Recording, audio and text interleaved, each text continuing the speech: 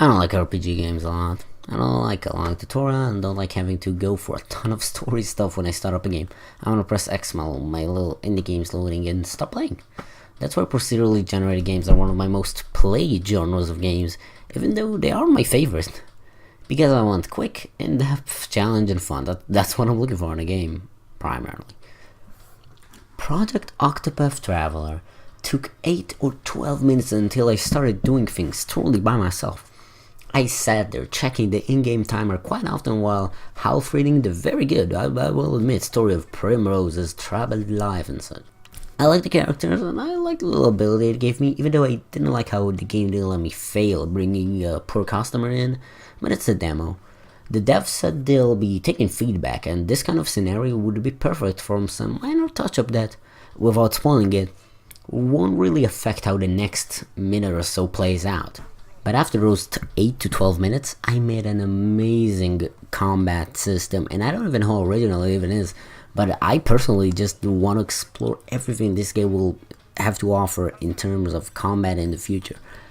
It works in a super simple to execute, slightly more difficult to learn, and immensely satisfying to master turn-based combat system. I was very surprised and a bit concerned with the fact that enemies never show their health.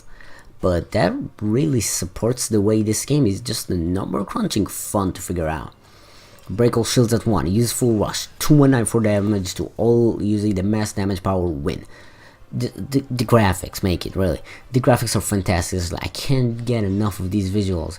I do wish the pixelated parts were a bit more active, but I really want to see those advance in the full game. But those effects, man, they're so fun to watch, and combined with the massive damage numbers you can pull off in this game are just a blast.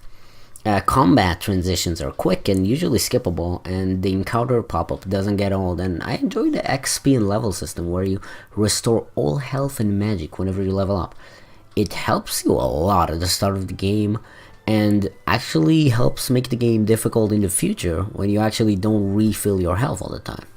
I also like this game is aware that yes, it's a turn-based game and knows you already played other ones like it. You know how turns work. The game never stops you for more than 1 second until I just as an instinct mash out of the pop-up to explain combat, and it never pops up again. That's it. There's no script or pre-made battle for your first encounter. With both quests, I could have fought a very tough enemy as my first ever combat scenario. The shield breaking system and stun locking of weak enemies is a genius mechanic, and I like how it motivates experimentation in battles. I can already smell more than a handful of ways this can be really messed up by trying to simplify stuff in the full game. They might add an instant revealing weakness item. They might add an automatic shield breaker. They might reveal health bars. They might add a tutorial. And I really don't want any of those.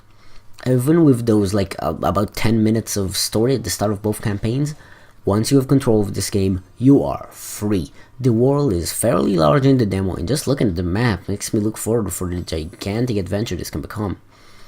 All the overworld maps are very fun to explore and have almost just enough enemies. The mountains and deserts could have used 1 or 2 more, but hey, it's a demo.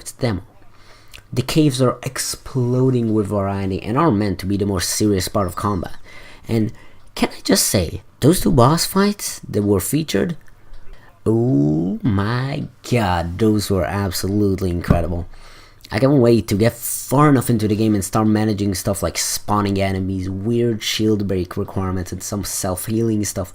These bosses look just so promising. I love them. Again, detail more sprite work. That's what you do with bosses. I'm sorry, that's how it works. On my Primrose save file, I got both characters to level 15, the max on the demo.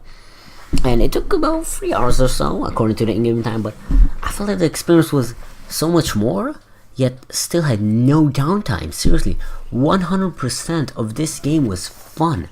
This game is just so much fun to mess around with. The combat, the chess, the duel systems, visual results, the side quests. There was some fun side quests. This demo by itself is a masterpiece, and I certainly can't wait for the full game.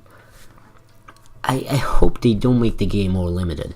This game is such a free experience that takes itself lightly, but if necessary, holds you by the neck when it wants. It's so fun and non-linear, and I'm absolutely excited for this. If this was a free game, and all it was in it right now was the complete pack, I would have still said this game is a must for any Switch owner. Go play it. Go play it. Have a great day. Goodbye.